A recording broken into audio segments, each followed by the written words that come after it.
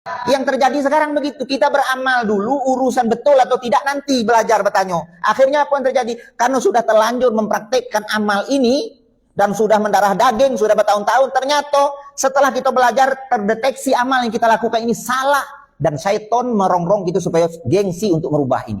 Ini yang terjadi sekarang. Akhirnya tidak mau berubah, pokoknya aku inilah dulu dari datuk aku ngajar seperti ini. Gara-gara apa? Gara-gara beramal dulu baru berilmu. Seharusnya berilmu dulu sebelum beramal. Berikutnya, seberapa penting sih pakai sih pula? Seberapa penting sih ilmu agama dalam kehidupan kita? Jawabnya apa? Sangat penting dong. Karena ada sih kita pakai dong. Penting sekali. Hanya saja rezah memperdalam ilmu agama sekarang kian hari kian merosot dan kian menipis. Kalau ulama-ulama kita dahulu, Masya Allah, memandang ilmu agama ini sesuatu yang sangat serius. Contohnya imam mazhab kita, Imam Muhammad bin Idris Asy-Syafi'i. Apa kata beliau? Man lam yazuk zullat ta'allumi sa'atan tajarra'a zullal jahli tula hayatihi. Wa man fatahu ta'lim waqta syababihi fakabbir arba'an liwafati.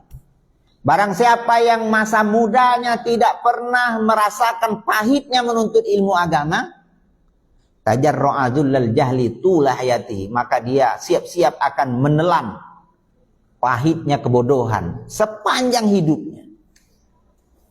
Wa man fatahu ta'lim, barang siapa yang masa mudanya luput dari belajar agama, fakabbir arba'an liwafatihi, orang ini layak ditakbirkan 4 kali sebagai tanda kematiannya.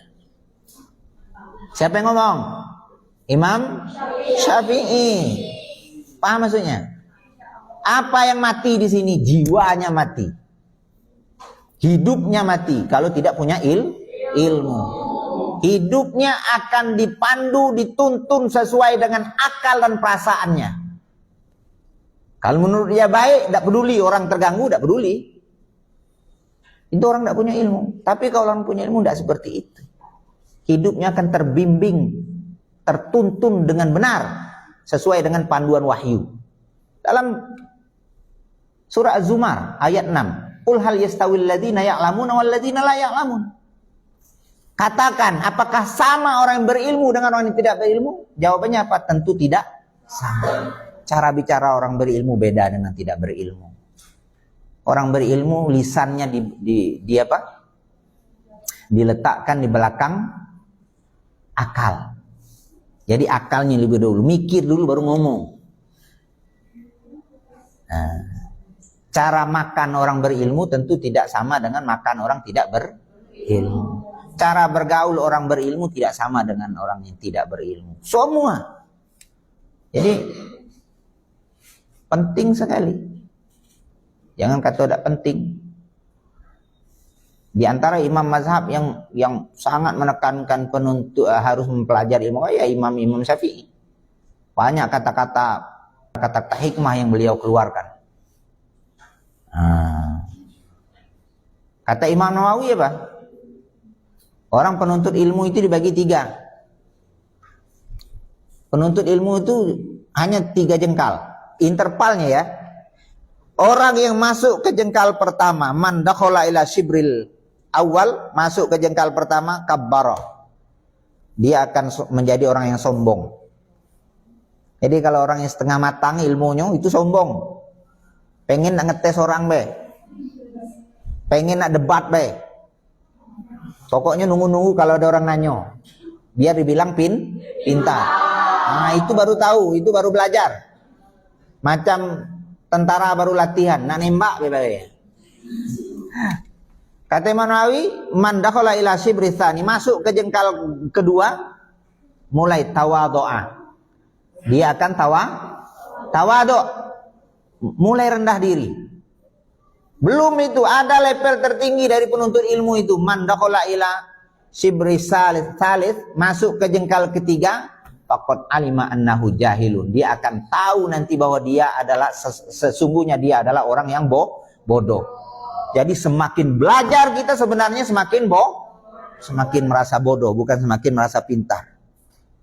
Baca kitab satu, akan ketemu nanti catatan kaki, oh saya belum ketemu kitab yang kedua. Oh belum ketemu masalah ini, belum. Semakin banyak kita belajar, semakin merasa kita sebenarnya banyak yang tidak tahu. Tapi kalau kita tidak mau belajar, seolah-olah kita yang paling pandai. Jadi menuntut ilmu itu sangat penting. Menuntut ilmu itu jalan pintas menuju surga Allah Subhanahu wa taala. Man salaka tariqan yaltamisu fihi ilman, ya, sahalallahu lahu tariqan ilal jannah. Barang siapa yang menempuh suatu jalan, ya, untuk menuntut ilmu, maka Allah mudahkan jalannya menuju surga.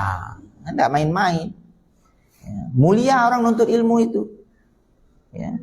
Ya, di dalam hadis lain diterangkan, man kharaja fi talabil ilmi fa huwa fi sabilillah hatta yarji'a. Barang siapa yang keluar rumahnya untuk menuntut ilmu, maka dia di jalan Allah sampai pulang. Nah ini keluar dari kos mau kuliah, nauzubillah, tiba-tiba di jalan Allah takdirkan meninggoy.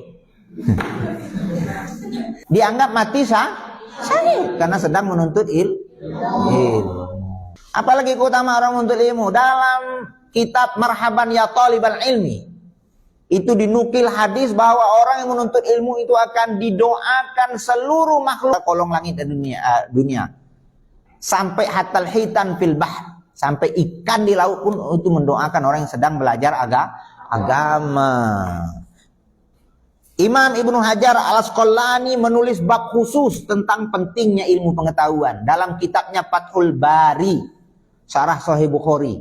Apa babnya? Al-ilmu qoblal qawli wal amal. Berilmu terlebih dahulu sebelum berucap dan beramal. Banyak kita sekarang ceramah dulu baru belajar. Makanya banyak yang keliru. Jadi punya ilmu dulu baru ngomong.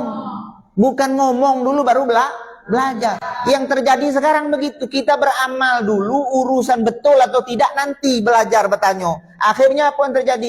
Karena sudah terlanjur mempraktekkan amal ini dan sudah mendarah daging, sudah bertahun-tahun, ternyata setelah kita belajar terdeteksi amal yang kita lakukan ini salah, dan syaitan merongrong gitu supaya gengsi untuk merubah ini. Ini yang terjadi sekarang. Akhirnya tidak mau berubah, pokoknya aku inilah dulu dari datuk aku ngajar seperti ini. Gara-gara apa? Gara-gara beramal dulu baru berilmu. Seharusnya berilmu dulu sebelum beramal. Itu prinsip ya. Prinsip penuntut itu ilmu itu begitu. Berilmu amaliyah, beramal ilmiah. Itu prinsip. Paham? Oke. Wallahu a'lam bissawab.